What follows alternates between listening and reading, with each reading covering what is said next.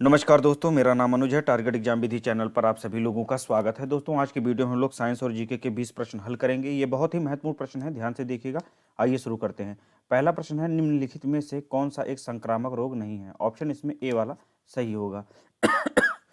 मधुमेह संक्रामक रोग नहीं होता है, इसे हम लोग डायबिटीज के नाम से भी जानते हैं। ये शरीर में इंसुलिन की कमी के कारण होता है। दूसरा प्रश्न है, भारतीय संविधान का अनुच्छेद 110 किससे संबंधित है? ऑप्शन इसमें सी वाला सही होगा। अनुच्छेद 110 में धन विधेयक को परिभाषित किया गया है।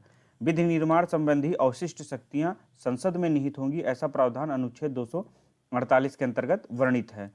राष्ट्रीय अनुसूचित जाति आयोग का प्रावधान अनुच्छेद 338 के अंतर्गत किया गया है। संघ एवं राज्यों के लिए लोक सेवा आयोग की स्थापना का प्रावधान अनुच्छेद 315 में वर्णित है। आगे देखते हैं। तीसरा प्रश्न है, बनिहाल दर्रा किस राज्य में स्थित है? यह जम्मू कश्मीर में स्थित है। ऑप्शन ए वाला सही होगा। यहाँ पर जोजिला दर्रा भी है, जोजिला, बुर्जिल और पीर पंजाल, ये दर्रे भी जम्मू कश्मीर में ही स्थित हैं। हिमाचल प्रदेश में है बड़ा लाचा,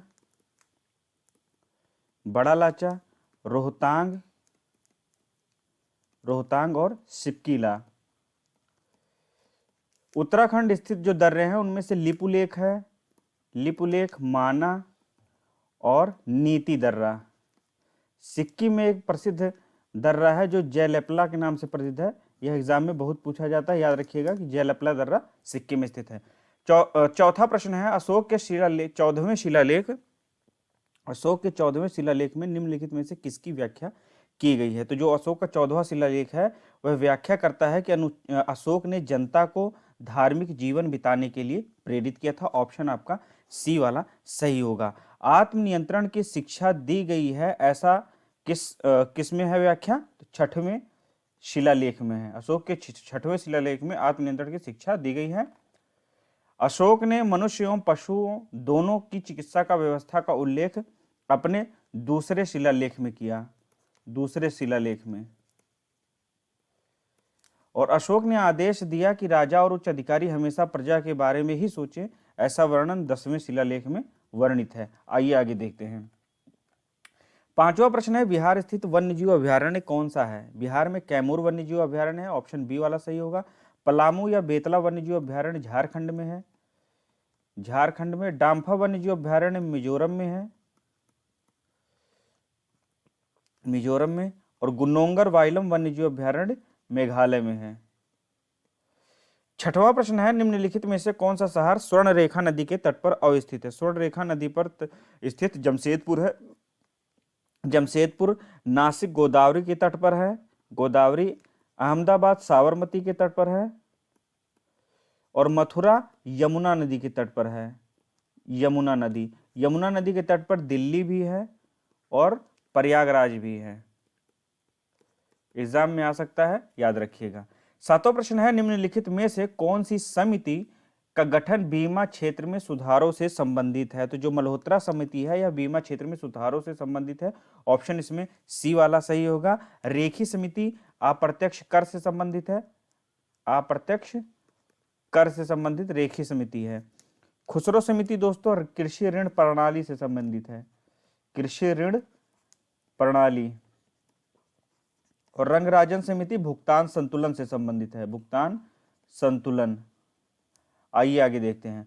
आठवां प्रश्न है, भारतीय संविधान के किस भाग में संघ राज्य क्षेत्र से संबंधित विषयों का प्रावधान है? ऑप्शन आपका ए वाला सही है कि केंद्र शासित राज्यों से संबंधित प्रावधान भारतीय संविधान के भाग 8 में वर्णित हैं।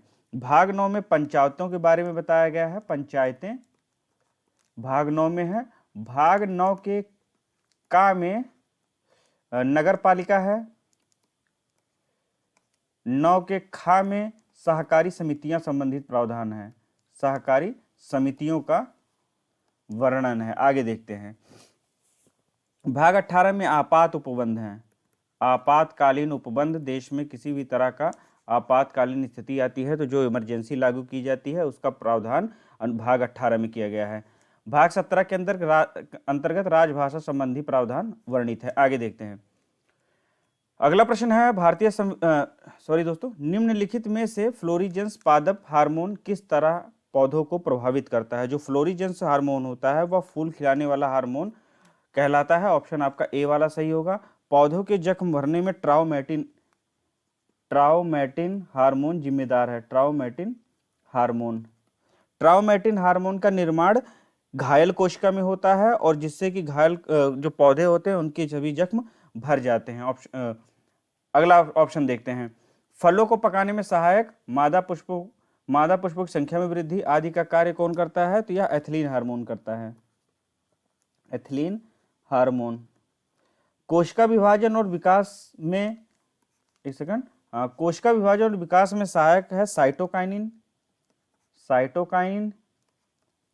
ऑक्सिन हार्मोन की उपस्थिति में। एक बार इस प्रश्न को और देखेंगे। 9वां प्रश्न है, निम्नलिखित में से फ्लोरिजेंस पादप हार्मोन किस तरह पौधों को प्रभावित करता है? तो फ्लोरिजेंस फूल खिलाने के लिए जिम्मेदार हार्मोन होता है। पौधों की जख्म भरने के लिए ट्राउमेटिन हार्मोन है। फलों को पकाने में सहायक मादा पुष्पों की संख्या में वृद्धि के लिए एथिलीन हार्मोन है, जो गैसीय फॉर्म में भी उपलब्ध होता है। कोशिका विभाजन और विकास में मददगार जो हार्मोन है वह साइटोकाइनिन है। यह ऑक्सिन की उपस्थिति में या उसकी सहायता से कोशिका विभाजन और विकास में सहायता करता है।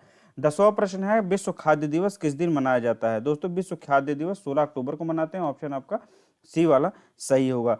14 नवंबर को विश्व मधुमेह दिवस मनाते हैं। मधुमेह दिवस होता है और इसी दिन राष्ट्रीय बाल दिवस भी होता है। 27 सितंबर को विश्व पर्यटन दिवस होता है। विश्व पर्यटन दिवस। 21 फरवरी को विश्व मातृभाषा दिवस होता है या अंतर्राष्ट्रीय मातृभाषा दिवस होता है। अगला प्रश्न देखते हैं।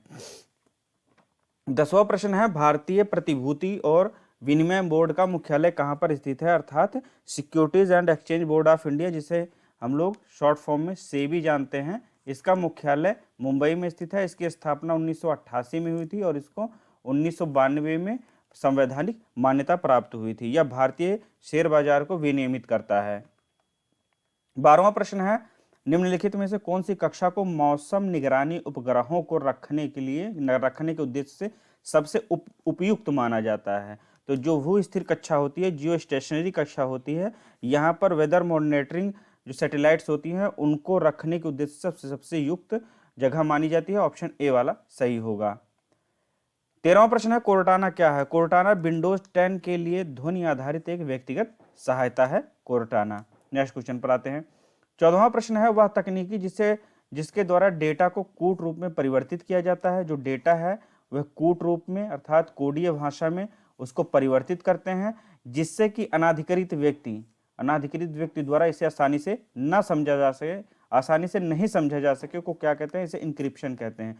जब आप अपने डेटा को कूट भाषा में परिवर्तित करके सेव कर लेते हैं और इसे कोई दूसरा व्यक्ति नहीं खोल सकता है तो इसे इंक्रिप्टेड डेटा कहते हैं, इंक्रिप्शन कहते हैं।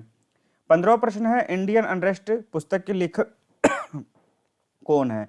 इंडियन अनरेस्ट पुस्तक के लेखक सर अल्फ्रेड वैलेंटाइन सिरोल हैं। कहीं कहीं चिरोल लिखा रहेगा हिंदी में, तो कंफ्यूज मत होइएगा। ऑप्शन ए वाला सही होगा। इन्होंने बाल गंगाधर तिलक को भारतीय शांति का जनक भी कहा है। डॉक्टर राजेंद्र प्रसाद की पुस्तक नाम इंडिया डिवाइडेड है। India divided. दोस्तों, ये सोम प्रकाश खुद ही पुस्तक है। सोम प्रकाश नाम पुस्तक है। इसे ईश्वरचंद्र विद्यासागर ने लिखा था। ईश्वरचंद्र विद्यासागर द्वारा सोम प्रकाश पुस्तक लिखी गई। इंडिया फॉर इंडियंस पुस्तक के लेखक CR दास हैं। इसको एक बार मैं फिर से समझा देता हूं। इंडियन अनरेस्ट पुस्तक के लेखक सर अल्फ्रेड वैलेंटाइन सिरोल हैं और इन्होंने बाल गंगाधर तिलक को भारतीय शांति का जनक भी कहा था। डॉक्टर राजेंद्र प्रसाद की पुस्तक का नाम इंडिया डिवाइडेड है। सोम प्रकाश पुस्तक के लेखक ईश्वरचंद्र विद्यासागर जी हैं। इंडिया फॉर इंडियंस CR दास की पुस्तक है। आगे देखते हैं। 16वां प्रश्न है, पृथ्वी का सबसे निकटतम ग्रह कौन सा है? पृथ्वी का सबसे निकटतम ग्रह शुक्र है। यह सबसे गर्म ग्रह भी है, सबसे चमकीला ग्रह भी है।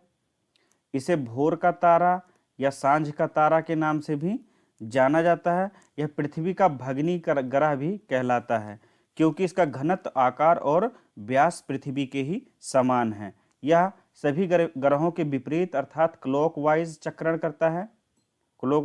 करता है। इसका कोई अपना उपग्रह नहीं है। आगे देख लेते हैं, जैसे बृहस्पति ऑप्शन में है, तो बृहस्पति सौरमंडल का सबसे बड़ा ग्रह है, सौरमंडल का सबसे बड़ा ग्रह है। इसका अपना उपग्रह है जिसे गैनीमीड या गैनीमीड के नाम से जानते हैं। ये भी सौरमंडल का सबसे बड़ा उपग्रह है। यह अपनी धुरी पर 10 घंटे में चक्कर पूरा करता है, जबकि सूर्य की परिक्रमा यह 12 वर्ष में पूरी करता है। आगे देखते हैं, मंगल ग्रह के बारे में जान लेते हैं। यहाँ पर आयरन ऑक्साइड की उपस्थिति है। आयरन ऑक्साइड की उपस्थिति के कारण इसे लाल ग्रह की संज्ञा दी जाती है। दोस्तों इसके दो उपग्रह हैं, फोबोस और डीमोस। सौरमंडल का जो सबसे बड़ा ज्वालामुखी है ओलिपस मेसी,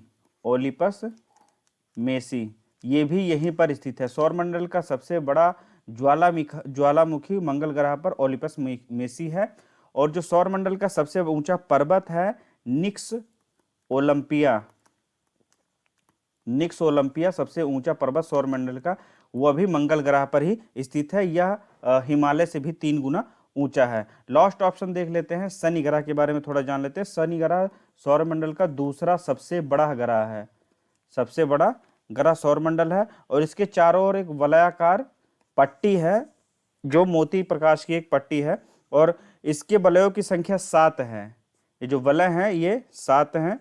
यह आकाश में पीले रंग के समान दिखाई पड़ता है। दोस्तों घनत्व सभी ग्रहों जल से भी कम है। जो घनत्व है इसका सभी ग्रहों और जल से भी कम है। इसका मतलब ये हुआ कि यदि यह ग्रह पानी में भी रख दिया जाए तो ये तैरता रहेगा। इसका एक अपना उपग्रह है, टाइटन नाम है उसका, और यह सौरमंडल का दूसरा सबसे बड़ा उपग्रह है। एक बार और मैं और समझा देता हूं, शनि ग्रह का उपग्रह टाइटन है। टाइटन सौरमंडल का दूसरा सबसे बड़ा उपग्रह है, पहला गैनीमीड था। आगे देखते हैं, 17वां प्रश्न है, निम्नलिखित में से कौन सा देश बंदरगाह विहीन निम्नलिखित में से कौन सा देश बंदरगाह विहीन देश है? ये गलत हो गया, उपग्रह नहीं है। बंदरगाह विहीन अर्थात किस देश में बंदरगाह नहीं है? तो जो लैंड लॉक्ड कंट्रीज होती हैं, जो चारों तरफ देश से घिरी होती है, भूमि से घिरी होती हैं, वहां पर किसी तरह का कोई बंदरगाह नहीं होता है। ऑप्शन आपका सी वाला सही होगा, क्योंकि इसके नॉर्थ में तो रूस है, रशिया, बाकी सभी दिशाओं से चाइना है, इसलिए जो है पूरी तरह से स्थलबद्ध है। ऑप्शन आपका सी वाला होगा, यहाँ कोई भी जो है बंदरगाह नहीं है। मंगोलिया की बात करें तो इसकी राजधानी उलान बटार है और इसकी मुद्रा टुगरिक है मंगोलिया की। आगे देखते हैं, 18वां प्रश्न है, निम्नलिखित में से किस वर्ष सूक्ष्म लघु एवं मध्यम विकास अधिनियम पारित हुआ था? तो यह 2006 में पारित हुआ था।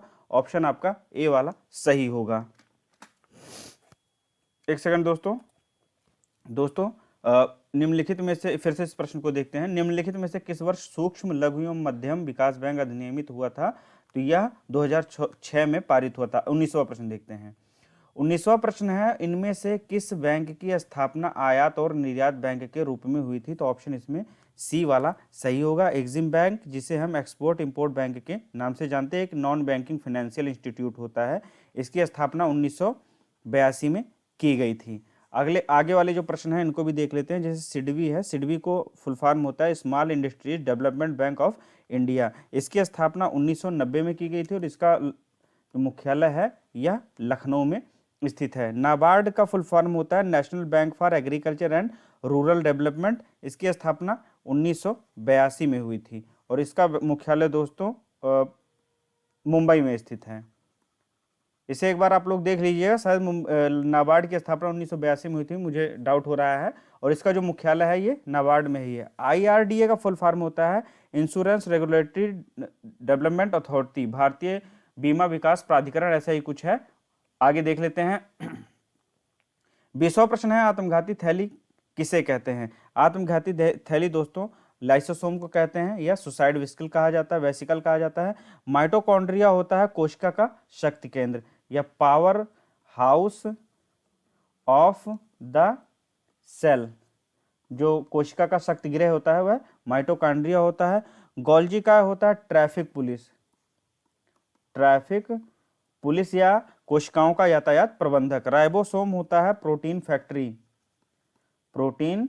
फैक्ट्री। तो दोस्तों ये थे आज के वीडियो के 20 प्रश्न साइंस और जीके के। मुझे आशा है कि आपके एग्जाम में आपकी मदद करेंगे। इसी तरह के वीडियोस मैं लेकर आता रहूँगा। मिलते हैं अगले वीडियो में, तब तक के लिए नमस्कार।